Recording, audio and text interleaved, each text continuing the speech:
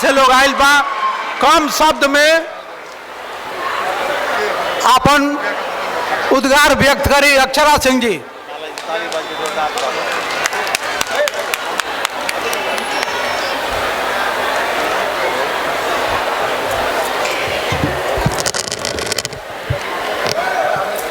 सारण के, अमनौर के तमाम खूबसूरत चेहरन के हम अक्षरा सिंह ई छोट कलाकार की तरफ से रहुआ सब लोगन के हाथ जोड़ के प्रणाम करतानी, गोड़ छूके गोड़ लागतानी जा।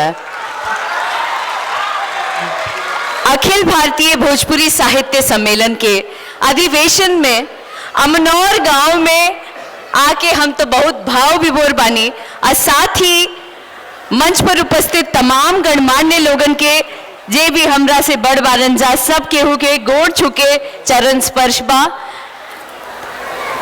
बिहार के उप मुख्यमंत्री श्री सम्राट चौधरी जी के आशीर्वाद मिलता आज भोजपुरी के, ऐसे बड़ बात और का हो सकेला।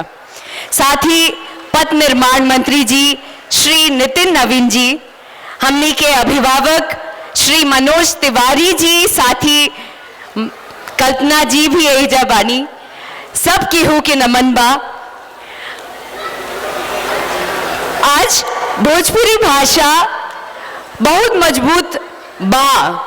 हमके लागत है कि ए बारे में हमनी के जितना बात कइल जाओ उतना कम बा, काहे कि विश्व स्तर पर भोजपुरी अपने आप में बड़ा समृद्ध भाषा है और हमरो नाम भोजपुरी से आज जोन भी छोट मोट पहचान बनल बानी जा वो भोजपुरी के देन हा।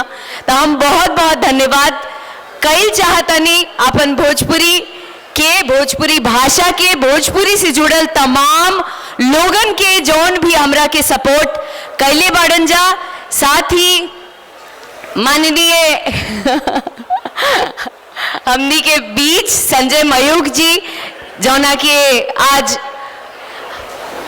मतलब हमको इस काबिल समझे कि आप सभी के बीच बुलाया और इतना हौसला अफजाई किया और इतनी इज्जत दी, उसके लिए बहुत बहुत धन्यवाद। तो हम ज्यादा टाइम ना ले काहे कि हम पॉलिटिक्स से नहीं खिबानी जा, तो तनी टाइम लगी वो चीज बोले खाती, लेकिन हम 2 लाइन जरूर लाइकिन खाती बोलब, काहे कि अभी के डेट में हमको लग रहा है विश्व स्तर पर भोजपुरी भाषा तो जा रही है, साथ ही लड़कियां भी कहीं किसी से पीछे नहीं हैं, औरतें भी कहीं किसी से पीछे नहीं हैं। तो 2 लाइन डेडिकेटेड वो औरत और लड़किन खातिर कि देशवा के शान बेटी डीएम हुई है कि फेरू जाके पीएम हुई है हो,